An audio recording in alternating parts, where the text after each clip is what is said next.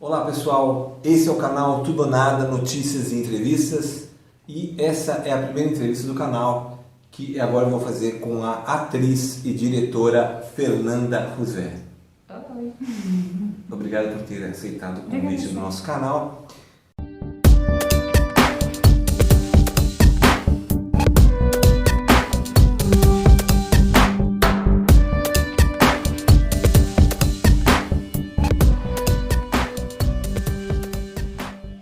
Fernanda, a gente está passando por uma pandemia.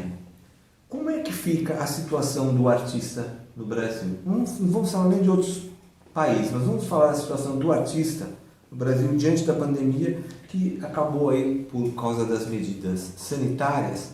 A gente teve tanto impedimento para colocar, para encenação no teatro, para shows musicais. Não é só a vida do artista, acho que de todo mundo, né? Salvo poucas áreas, a vida tá ainda continua de alguma maneira um pouco mais normal. Quem trabalha com alimentação, determinados setores, farmácia, né, supermercado, as outras áreas profissionais, elas acabaram ficando bem danificadas. É uma situação bem difícil, assim. O teatro caiu, o cinema, de uma certa maneira, ele pode, de repente, se reinventar, né, dependendo, né, do curso. Quem faz gravação, faz teste, tem essa condição, né? Mas os teatros estão fechados há bastante tempo, alguns estão voltando aos poucos, com limitação de plateia também. Mas eu acho que dá para dar uma refletida assim, o artista desde sempre se reinventa. Acho que não é uma pandemia que também acaba com isso, né? Quando a gente estuda a história do teatro, quando a gente estuda o cinema, a construção, as limitações, o artista ele é um guerreiro que levanta a sua bandeira em prol da arte. Independente dessa arte, então ele se reinventa sempre. Então, o que aconteceu durante a pandemia? Lives, tipo no meu canal tem bastante arte. A gente tem peças de teatro transmitidas pela internet. Então, tem uma saída ruim, né? Porque a gente gosta de estar do ladinho das pessoas. Eu gosto disso, pelo menos. Mas existe essa possibilidade também, que de repente amanhã depois vai ser uma ferramenta de divulgação maior da sua própria atividade. E você acha que, por exemplo, as lives, elas conseguem bancar, né, financeiramente falando, os espetáculos? Ou, na verdade, foi só uma forma para que o artista continuasse mostrando a sua arte? Eu acredito que ele está mais para o patamar de continuar mostrando a arte para não parar, né? Mas, claro que, dependendo do artista, os que têm já uma carreira consolidada, eles acabam conseguindo, através das lives, ter um grande público. Então, tem bastante patrocínio, tem empresas que acabam abraçando aquele projeto, né? Então, ele consegue sair. Mas quem é pequeno não vai ter a mesma, né, a mesma saída, não vai ter esse... né, a gente conhece bastante gente que não consegue dessa maneira. Então, ele vai se reinventando, mas pelo menos ele não para. Eu não sei, posso falar por mim, mas muitos artistas, quando param, pode até entrar numa zona de depressão, é muito ruim, não dá pra ficar parado. Eu não consigo ficar parado. É muito difícil, né? Para quem justamente usa tanto a imagem, a expressão corporal, tudo isso, ficar em casa esperando as coisas voltarem ao chamado normal, né? Exato, o novo normal que a gente está aguardando, né? Mas é complicado, porque você tem uma energia que é sua, você tem que passar para frente. A gente é assim, a gente é comunicador, a gente se expressa, seja através do vídeo, seja através da música, seja através do teatro. As novelas também pararam por um bom tempo, depois de começar, o cinema parou por um bom tempo, as séries, tudo parou. Então o mundo parou, né? E o que acontece também, a população também se sentiu, de certa forma, também, a gente percebe que também teve que buscar na televisão, por causa do próprio isolamento, né? Tudo virou televisão ou internet, por causa, justamente para as pessoas não estarem envolvidas em aglomerações. Fernanda, quanto tempo você já está Quanto tempo você já está carreira? Quanto tempo você já está... Que pergunta difícil. Quanto tempo você já está aí lutando? Eu costumo dizer que, não só vou lembrar de uma data, que eu acho que a data que eu digo assim, que eu comecei artisticamente, não como atriz, né?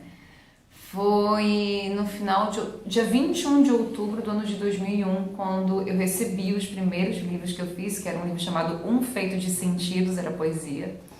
E eu precisava sobreviver, era uma fase complicada, eu tinha 17, 18. E naquele dia eu comecei a vender os meus livros nas ruas. E eu estava numa situação financeira muito difícil. Então eu tinha assim que em 3 dias consegui, na época eram R$ 265 o aluguel. Nossa. Porque eu tinha saído de casa, né? Eu tinha que pagar o aluguel. E aí eu precisava conseguir juntar aquele dinheiro. E eu vendia cada livro por R$ 5. Então eu fui na rua, um escritório, restaurante, entrava em conta, você quer comprar meu livro? Aquela pessoa assim. E eu vendi! Foi uma fase difícil. Foi uma fase difícil. Eu consegui assim, na lata, isso foi em 2001. E pra mim aquele dia marcou o início de tudo, né? Porque eu não era atriz, eu queria ser quando eu era criança, mas não fui por esse caminho, não desisti de acreditar em mim, enfim. E aí eu decorava com facilidade as poesias minhas, de outros autores, e às vezes eu ia vender nos restaurantes, e geralmente eu escutava assim: se você é tão boa escritora quanto é vendedora, então eu vou comprar seu livro. Aí a pessoa comprava. Aí às vezes ela pedia, recita uma poesia. Aí eu recitava. Daí a pessoa comprava. Aí todo mundo perguntava, você é atriz? Eu não. Você é formada em artes cênicas? Não. Era como se fosse um combo. Aí eu fui fazer um curso profissionalizante no Rio de Janeiro, muito tempo depois, né? Quando, deu um clean, assim, disso aí. Mas o meu início foi aí. Então, pra mim, é desde o ano de 2001. E tua estreia no teatro? Que ano foi? Profissionalmente? Profissionalmente. Nossa, foi no Rio, na verdade. Com um espetáculo infantil chamado A Princesinha Fedorenta. Princesinha Fedorenta. Na verdade era do curso, mas ele já tinha todo um trabalho profissional, venda de ingresso, pro público, não era familiar que ia assistir, né? Minha família é de Santa Catarina, eu tava no Rio de Janeiro. Então, e era uma peça premiada, era uma peça importante, eu fiz a Rainha do Gelo, uma coisa assim, não é a Frozen, tá? Mas ela era Rainha Fria, era divertido de fazer. E pra mim foi a primeira estreia mais, profissional, né? No teatro, foi ali, no Rio de Janeiro. 2009. Isso. Em São Paulo você ficou com a peça Uma História de Vidas Passadas. Você ficou por 6 anos? Cerca de 6 anos? É que na verdade a gente fez uma curta temporada no Teatro Ibi Ferreira em 2016. Foram os meses de abril e maio de 2016. Depois a gente não conseguiu retornar naquele ano, porque a gente é de Santa Catarina e a gente tem uma história diferente, porque um grupo meio doido. As meninas, né, a Camila, a Andressa, a Mama, a gente faz a viagem aí, a gente fazia, né, todo fim de semana e davam 18 horas no total, né, porque vamos supor assim, 9 horas para ir, 9 horas para voltar, mas fora as paradas, e muitas vezes a gente não conseguia dormir em São Paulo, tinha que seguir direto, né, madrugada dentro. 2016 a gente estreou aqui em São Paulo, e 2017 então eu voltei e fiquei 18 meses em cartaz, direto, sem parar. A gente parou naquela greve dos caminhoneiros, lembra? Ah, sim, a greve dos caminhoneiros. Que daí não tinha como vir, porque não tinha combustível, porque as estradas estavam fechadas, assim, daí foi complicado. Foi muito difícil foi aquele mês, né? Praticamente uns 20 dias, né?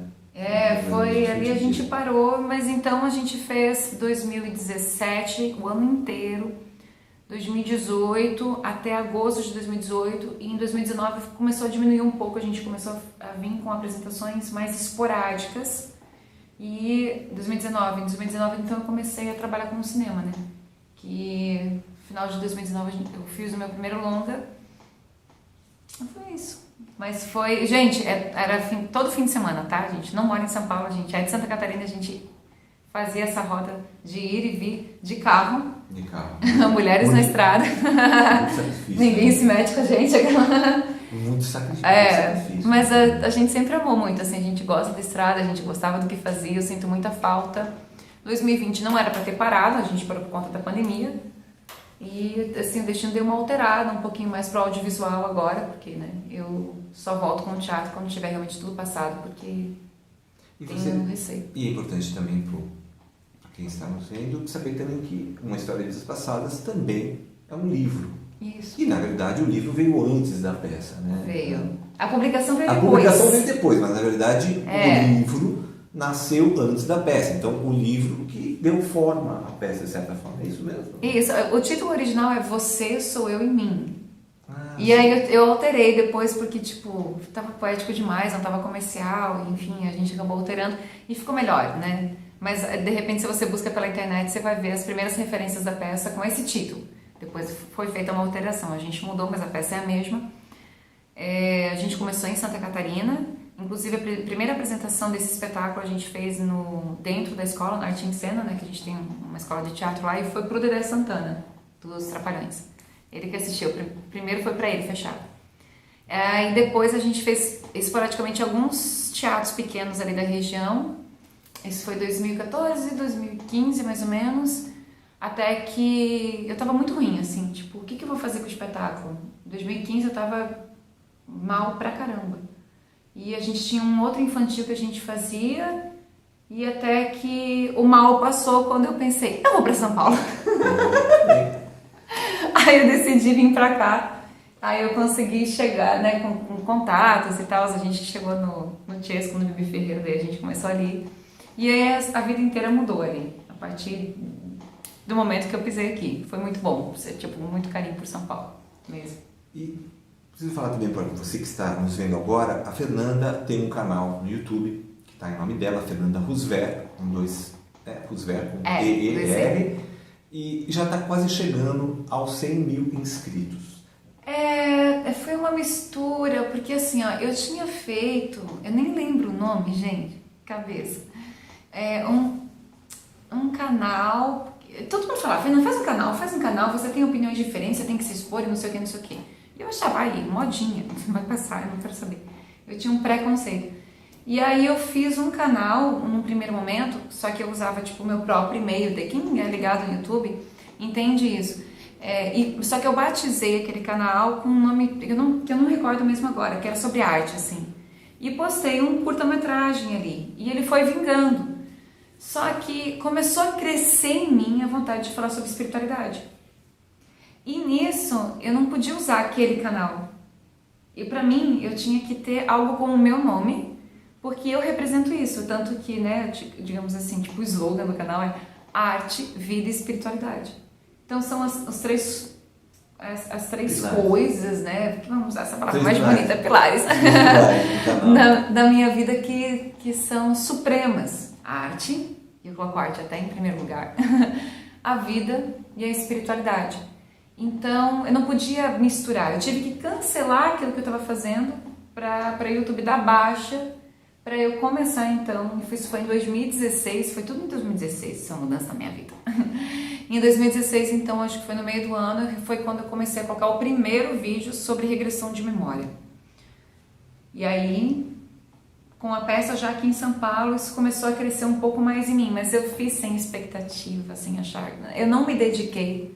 Eu fazia aos poucos, claro que eu me dediquei, né? Mas tipo assim, não foi aquela coisa, nossa, vamos crescer, vamos fazer isso. Não, eu fui fazendo e se alguém quisesse assistir, tava ali. Eu não tinha expectativa sobre, né, o YouTube. E são 5 anos agora, né? Que a gente está em 2021, eu acho que ele cresceu rápido pelo pouco de empenho, digamos assim, que eu coloquei comparado a outras pessoas. E então ali eu faço vários vídeos sobre esses assuntos de temas espirituais, espiritualistas, sobre arte e vida, o que me motiva, o que me faz olhar, o que me dá vontade de falar. Fernanda, o canal da Fernanda, eu já pude observar, ele é muito acompanhado por jovens, muitas vezes adolescentes também. Tem bastante. Tem muitos jovens. Você diria que teu canal hoje é mais acompanhado por adultos ou por de 20 a 30, de 30 a 40? Qual é a faixa etária que você acha que você percebe que hoje acompanha e comenta? Vamos falar que interage, né? Não assistir não, mas que comenta. Essa pergunta é muito difícil, ainda bem que a produtora está aqui do lado, né, Manoel? Que lembra das estatísticas, mas é adulto, né? Mais ou menos, é mais ou menos. Acho que em primeiro lugar é 30... 20 e 30, eu acho. Eu jurava que era 30 a 40. De 20 a 30. 20 a 30. São jovens. Tá. Fernando, você... Primeiro. E você, durante os temas que você trata no canal, você fala de coisas relativas à espiritualidade, às questões de mediunidade, de experiência com espíritos, alguma coisa, as coisas são sempre relacionadas, né, uma boa parte das coisas relacionadas a isso. Quais as principais dúvidas ou quais as principais questões que os jovens geralmente levam para você? O que eles perguntam mais em geral? Se você puder falar, lembrar alguma coisa que é mais recorrente. Em termos de juventude, o que mais chega para mim é a depressão. E a pergunta, a dúvida que impera é: será que a depressão, a vontade que eu tenho de não continuar, essa vontade de sumir, a vontade de tirar a própria vida, que são temas muito sérios e são os maiores que eu tenho, nem é de espiritualidade, a depressão em si e grave. Será que é espiritual? Será que eu estou tendo uma interferência energética? Será que é meu? Será que é fruto de uma vida passada? Então, o que eu mais tenho é isso. Em primeiro lugar, assim, lá em cima. E geralmente, apesar de ser um público que assiste mais, como a Manu falou agora, de 20 a 30, é o público de 13 a 17. Essa é uma idade delicada. Tenho bastante jovens, graças a Deus. Se eles estão procurando alguma coisa na internet, daí eu tenho até uma playlist só sobre depressão, e eles acham alguma coisa nesse sentido e vão cair em mim, porque eu tento ser muito prestativa ao máximo que eu posso. Eu não vivo do YouTube, ele tá ali, eu tenho o meu trabalho, e eu me dedico bastante. Eu respondo no Instagram, faço lives e faço atendimentos, e todos são gratuitos. Eu gosto de enfatizar isso, porque tem muita gente da mediunidade que cobra isso, não é legal, não. E eu me preocupo muito, porque também me identifico, porque também passei por isso. E eu sei que é uma fase mais delicada, a fase é mais agravante também. E depressão é complicada, então às vezes falta suporte, falta conversar, falta falar. Então é isso. Depois disso a gente tem, acho que um empate entre as questões a respeito de vidas passadas e mediunidade. Eu acho que mais ou menos essa é a busca maior que eu tenho no canal. E depois eles acabam te dando um feedback, um retorno do que eles passam, que eles melhoraram, não melhoraram. Depois eles comentam e falam: olha, Fernanda, foi bom quando você falou sobre aquele assunto, eu estava pensando em fazer tal coisa, mas eu mudei de ideia. Nossa, mas é muito! E não só com o canal, com a peça, acho que a peça mexe muito também. Eu vou contar, assim, superficialmente, 2 situações. Eu tenho um inscrito já antigo no canal, e ele chegou pra mim e falou assim: ó, tem tal vídeo teu, Fê, que eu baixei no meu celular. E quando eu tô ruim, quando eu acho que eu vou fazer alguma besteira, eu vejo aquele vídeo e eu percebo que eu consigo segurar a onda. Então, uma coisa que eu fiz sem compromisso, que eu fiz ali, uma pessoa dizer assim: nossa, depois até ele falou assim pra mim: quantas vezes eu já tive numa situação muito ruim, até por dependência química, e eu só vejo o teu vídeo e aquilo me salva. Então já valeu o canal por isso. Só esse comentário já valeu o canal. Assim, realmente foi um lenitivo para a pessoa que está passando por um período difícil. Exatamente. E o espetáculo, como ele traz isso também, ele traz essa perspectiva, essa visão de juventude, né? Porque aí eu estou contando uma fase de adolescente também, e essa tristeza tão profunda. Eu lembro de uma vez, até me emociono com isso, mas de uma certa vez tem um rapaz e que foi assistir o espetáculo e ele estava decidido a cometer suicídio. Isso é muito forte pra mim, gente. E ele assistiu o espetáculo e, aquilo mudou. Ele mudou a rota, ele decidiu não fazer, ele mudou. Então, já vale, entendeu? Eu faço o que eu faço por isso, eu faço porque há uma entrega, ela é sincera, ela é genuína, e pra isso me vale a vida. Eu tive a oportunidade de assistir o espetáculo Uma História de Vidas Passadas por diversas vezes. Foi assim que eu acabei conhecendo o trabalho dela, foi assim que acabamos entrando em contato. E eu posso dizer, mesmo que tenha assistido por várias vezes, 1, 2, 3, 4 vezes, sempre há um impacto emocional. Eu sempre senti que impacta, é realmente emocionante. Eu gostaria que voltasse de novo, seria muito bom para o público pudesse ver de novo. E é importante, você que nos está nos vendo, que o espetáculo Uma História de Vidas Passadas, ele não prega exatamente uma religião, tá, gente? Não é proselitista. Então, ele é um espetáculo que também tem uma parte, que ela já me contou, que tem ficção, mas tem muito da vida dela. Também é uma parte biográfica e tem um pouco de ficção que ela falou, que colocou em alguns detalhes que ela não me passou, mas a gente já mais ou menos consegue entender. Mas é impactante. As pessoas que assistem sempre têm uma impressão, né? Não ficam indiferentes. Então sempre é motivo de muita emoção. Como ela falou, faz a pessoa pensar diferente quando está se decidindo por suicídio. A gente tem esse problema de depressão, já que você tocou nessa coisa, nós estamos num período bem complicado. Por quê? Agora nós estamos vendo isso na mídia, de uma forma geral, que já tem profissionais psicólogos e psiquiatras falando de um efeito colateral da pandemia, que é a depressão. Por quê? As pessoas deixaram de fazer muitas coisas que elas gostavam, deixaram de sair. Os mais velhos, então, tiveram muito mais problemas porque tinham muito mais riscos, né? Exatamente. Porque tudo foi falado que, né, a gente sabe que agora a gente tem óbitos aí com 20 e poucos anos, com jovens, infelizmente. Mas, assim, naquele período do começo da pandemia, que ainda que se sabia pouco da doença, muito se pregava que o idoso, né, uma pessoa que tinha mais de 60 anos, tinha que ficar em casa. E o que aconteceu? Eles pararam de fazer muita coisa, deixaram de ir no teatro, deixaram de ir no cinema, deixaram de ir na academia, deixaram de circular até nos supermercados. Às vezes, as poucas atividades que uma mulher idosa fazia, que era ir até o seu supermercado, Exatamente. ir até a sua padaria, e você fala, olha, não pode, fica aí, alguém busca, alguém te leva. Então, o efeito colateral também da pandemia foi porque as pessoas também perderam entretenimento, tiveram que ficar restritas, como eu estava falando agora há pouco, ou no computador, ou no celular, ou na televisão. E isso também as perderam qualidade de vida, e isso vai deprimindo. Fora os problemas que, como você falou, do adolescente, que ele acaba sofrendo, porque também é um período de transição. Agora, vamos a alguns questionamentos aí de tudo ou nada. Fernanda, o que é tudo no Brasil? Uou, não estava esperando. A fé. Acho que o brasileiro é um povo de fé, um povo de emoção, um povo caloroso, um povo de muita esperança, de brilho no olhar. Acho que é isso. O que é o nada no Brasil? A corrupção. Corrupção, o nada. Mas não tem como só responder em uma palavra. Esse poder que cega, esse poder que leva as pessoas à própria corrupção, desde do pequeno ao grande. Essa falta de moral, essa falta de valor, essa coisa de se vender por tão pouco, como se a vida fosse só isso que você enxerga. O que é tudo na arte?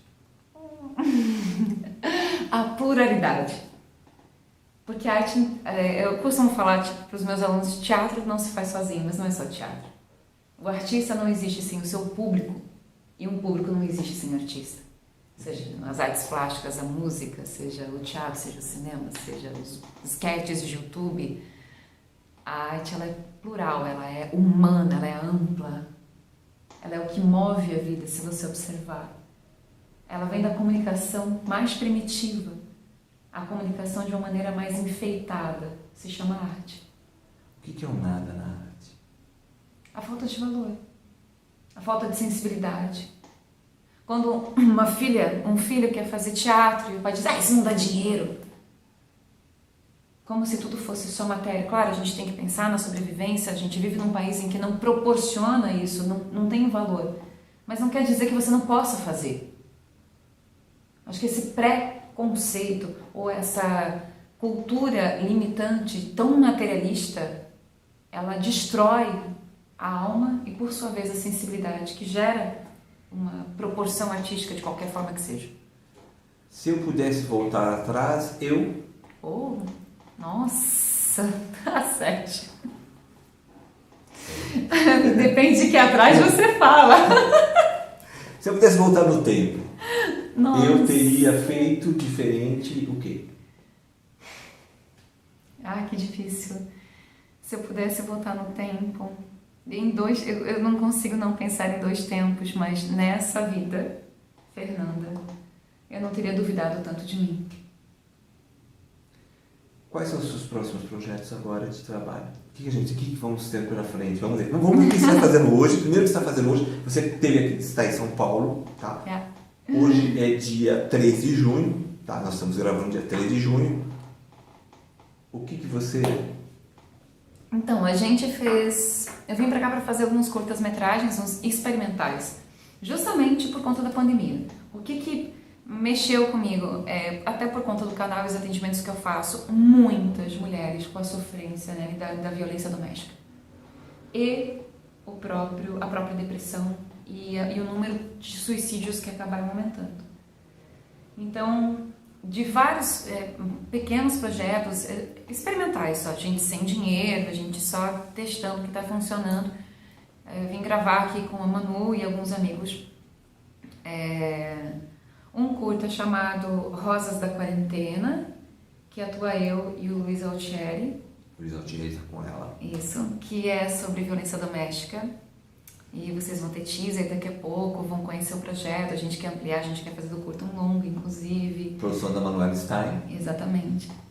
E Um Olhar, que é um texto muito bonito sobre suicídio, sobre a depressão, que acaba, né, trazendo essa ideia quando a pessoa começa a pensar nesses assuntos. Todos esses textos foram escritos por Yara Pereira da Costa, que é a Mama. E eu acho que agora o foco está mais no audiovisual, eu acho que o teatro eu vou esperar um pouquinho, quero voltar com umas coisas melhores, sabe, pro teatro, assim. Então, eu tô focada no canal e eu vou aproveitar o jabá aqui, aproveitar o momento de fazer o jabá para falar que eu também faço terapia quântica, então eu tô muito envolvida nesse atendimento. E é isso, assim, eu sinto muito falta das pessoas, sabe, eu sinto muita falta do teatro, eu sinto falta de gente. Mas quem sabe mas se a tudo gente correr vai ter que bem, esperar. até setembro ou outubro, eu creio que até novembro, acho que as coisas normalizam. Acredito. Amém. Assim, eu Não acredito que podia até ser novembro. antes. Podia ser antes. É porque eu acho que a coisa vai acabar normalizando quando acho que o maior número de pessoas estiver vacinado. Assim. Mas assim, com uma certa sensibilidade eu digo assim que não é só a vacina, as pessoas não podem deixar de se cuidar. Isso é para sempre. Por exemplo, claro, a máscara vai acabar caindo com o tempo, mas o álcool já não deveria cair nunca.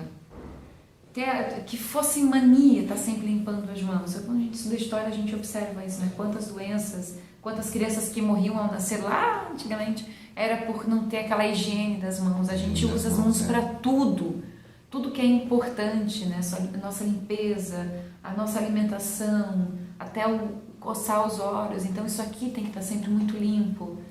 Eu acho que é um pouquinho mais de consciência. Eu já tinha esse tique nervoso de mão limpa o tempo inteiro, então, enfim, acho que alguns costumes devem vir para ficar, muito, sabe, das pessoas não relaxarem com a sua própria higiene para sempre, assim. Enfim, né, porque senão esse veneno que está no ar fica assim, tipo, como se estivesse aguardando o momento para explodir de novo amanhã depois. Então se cuide agora. Eu vou pedir para você passar para o pessoal que está nos assistindo seus canais. Estão lá no YouTube. Fernanda Roosevelt no YouTube, também no Instagram e Facebook. E a gente tem o Instagram da terapia, que é Fernanda Roosevelt Terapeuta. _terapeuta, obrigada, mano, me corrigindo. Daí, se você quiser informações sobre isso, você pode entrar em contato através do e-mail, que é fernandaroosevelt.terapeuta@gmail.com. E a gente também tem um curso de teatro online, que é um curso para não atores, que está disponível no Hotmart, né? Isso? Hotmart. Isso. Hotmart. E você tem lá algumas horas aula, você pode fazer na sua casa, você pode fazer sozinho, você pode fazer acompanhado, com direito a certificado pela Escola de Atores Arte em Cena. E para aquelas pessoas, sabe, Sérgio, que eu quero me comunicar melhor, eu tenho minha voz travada, de repente até questões de língua presa, os exercícios vocais ajudam muito, assim, para quem tem essa dificuldade, né, na desenvoltura da dicção. Eu sou muito tímido, eu quero saber se eu tenho talento para atuar. Tá servindo o curso, se joga, vai lá fazer. Porque saber se expressar não é só apenas para a arte, mas é importante você estar numa empresa. É tudo, né? Você entrar na empresa e não ficar com vergonha de falar com seus superiores. Postura, né? É que você é uma pessoa. Você é um indivíduo. Você tem uma identidade. Deixe isso à mostra. Expresse-se. Seja no seu olhar, seja na sua voz, seja no seu corpo. Conheça-se um pouco mais e deixa o seu eu falar. Isso é bom, isso é maravilhoso, é saudável. Liberta, né? Liberta é a palavra. Liberta a vida, né? Liberta. Curso de teatro liberta. Fernanda, para a gente encerrar, eu gostaria de fazer já uma homenagem para o Antônio Abujamra, porque ele no programa Provocações, eu sempre gostei do que ele colocava sempre quase no final, a pergunta que ele fazia. E em homenagem ao Antônio Abujamra, que foi um grande diretor de teatro, um cara fantástico, e muito respeitado aqui em São Paulo, mas como todo o Brasil tem trabalho na televisão, no teatro, no cinema, a escola, né? Ele foi professor também. O que é a vida? Fernanda Roosevelt, o que é a vida? Nossa, eu devia ter me preparado aquela.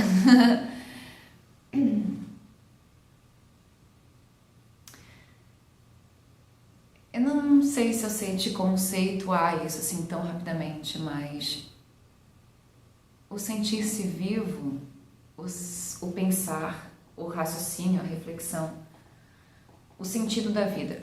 Até, né, não fica redundante falar, mas é uma das pautas do próprio espetáculo. Há um questionamento nisso. O sentido da sua existência, o sentido da vida. Acho que está em você não ser robótico e não fazer as coisas só porque te mandam, de que você entenda o que você está fazendo, de que aquilo faça sentido para você, porque quantas coisas a gente erra na nossa trajetória enquanto ser humano, porque a gente acreditou aqui, acreditou ali, mas aquela crença nunca passou por uma reflexão que pudesse ser, não, eu realmente escolhi isso. Acho que isso para mim foi muito importante, assim, um arrependimento, tipo, se eu pudesse voltar atrás, eu teria olhado de uma maneira diferente e não ter só acreditado nos outros, porque teve um momento na vida que, puxa, eu só acreditei no que me falavam e não acreditei em mim. Aquilo eu me matei, morri por dentro. Então eu acho que a vida é a oportunidade, é o momento em que você afirma, estou vivo e vou fazer uma diferença. Não nasci a passeio, não estou aqui para brincadeira. Sou sentimento, sou pensamento, sou espírito. O que é a vida? É isso. É isso. É isso. Então quero agradecer Fernanda Roosevelt. Obrigada, Sérgio. Obrigado por ter aceitado o convite do canal Tudo ou Nada, Notícias e Entrevistas. Ela também, que a partir desse momento passa a ser madrinha do canal. Ela aceitou. Ela aceitou. Tu me obedece, então? Eu falei para ela que ela seria então a madrinha do canal, até porque também está sendo a primeira entrevistada, que eu espero que isso vá longe, né? Vai sim, com certeza. Obrigada, Sérgio. Tudo de bom. Espero que vocês tenham gostado. Aí Sucesso assim, pra Sérgio. você. Sérgio, é assim, curta o vídeo, inscreva-se no canal, entendeu? Compartilhe nas suas redes sociais. Entendeu? Entendi. Então eu nem vou falar mais. Não preciso. Já deixei o Então, recado. tá. Gente, tudo ou nada. Beijo na alma. Tá? Acione as notificações. Abraço a todos. Obrigado. Valeu. Obrigado.